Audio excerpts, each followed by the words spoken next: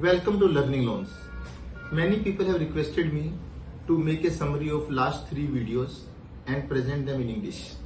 So today we'll just repeat what we have learned, discussed in last 3 videos, which will largely cover Fair Practice Code, MITC most important terms and conditions, and KFS, key fact statements.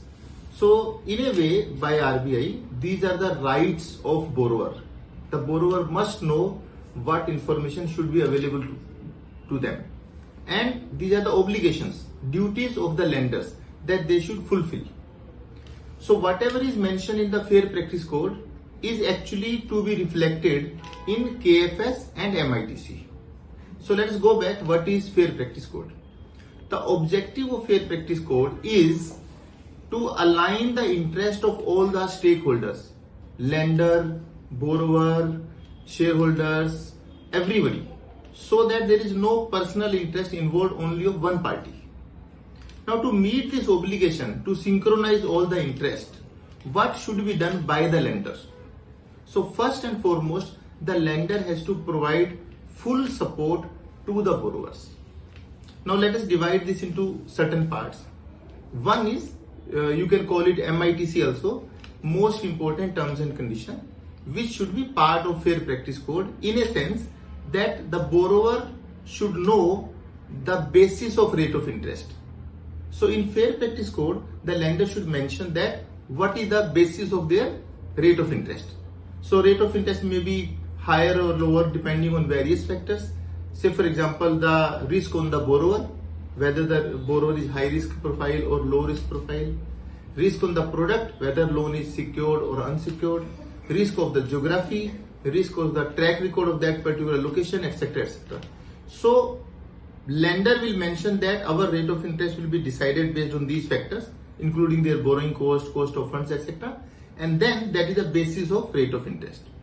Similarly, for all other charges, processing fees, other charges, foreclosure charges, check bouncing charges, any other charges, insurance fees, the lender will mention in the Fair Practice Code the basis, and same thing should be reflected in MITC and KFS, that we are going to charge this much fees for this particular service being provided or any kind of default being done by the borrower. So this is about charges. Similarly, in Fair Practice Code, the lender has to mention any terms and conditions related to repossession. Let us say if there is a asset and borrower is defaulting and the lender has to repossess the asset, they will mention in Fair Practice Code. Same thing will be mentioned in MITC and KFS, that if there is a repossession, this is the process which will be followed by the lender. And that process is largely driven by guidelines given by Reserve Bank of India as well as maybe various courts. So as per practice of the lender, that repo guidelines will be mentioned everywhere. Third thing is, in Fair Practice Code, the service or support being provided by the lender to the borrower, which is at every stage. So first is application stage, when the customer is applying for the loan, the lender will help him. Second is if the loan is sanctioned but not disbursed, so whatever process has to be followed between sanction to disbursement.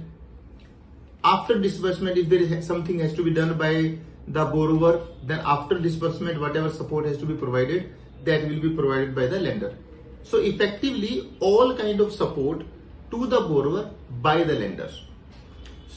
Similarly, if there is a grievances redressal mechanism, if customer has any problem, any issue, challenge or complaint, how that complaint will be redressed, addressed or resolved. So that process is mentioned, nodal officer detail is mentioned.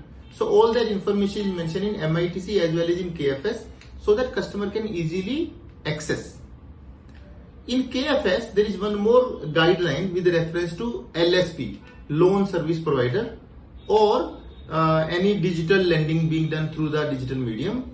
Then in one page, the lender has to provide the detail about the lender as well as the detail about LSP. So name, address, contact number, website, email, so that the customer knows that this loan is done through an LSP, as well as they have the contact detail of both the organizations. So this is little bit different in MITC and KFS, but all this things as a policy has to get out from the Fair Practice Code.